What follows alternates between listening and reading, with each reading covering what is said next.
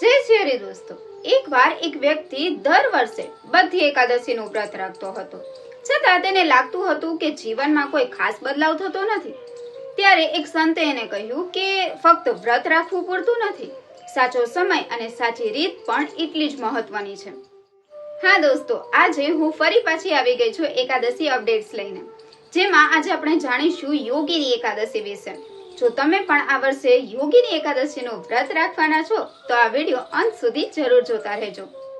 આ વર્ષે યોગીની એકાદશી આવી રહી છે 10 જુલાઈ શુક્રવારના દિવસે. તેનું પારણ 11 જુલાઈ સવારે 7:03 થી 9:10 સુધી કરવું શુભ રહેશે.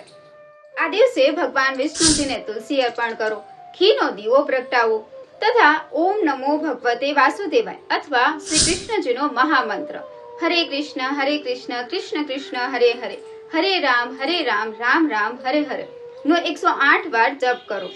માન્યતા છે કે ભક્તિભાવથી કરેલું આ એક વ્રત જીવનમાં સુખ, શાંતિ અને ભગવાનની કૃપા લાવે છે. તો દોસ્તો, આ રીલ જરૂરથી સેવ કરો, જેથી તમને યોગીની એકાદશી વ્રતની સાચી તારીખ અને પારણનો સમય ભૂલાઈ ન જાય. તથા કમેન્ટમાં ટાઈપ કરો ઓમ નમો ભગવતે વાસુદેવાય. ધન્યવાદ.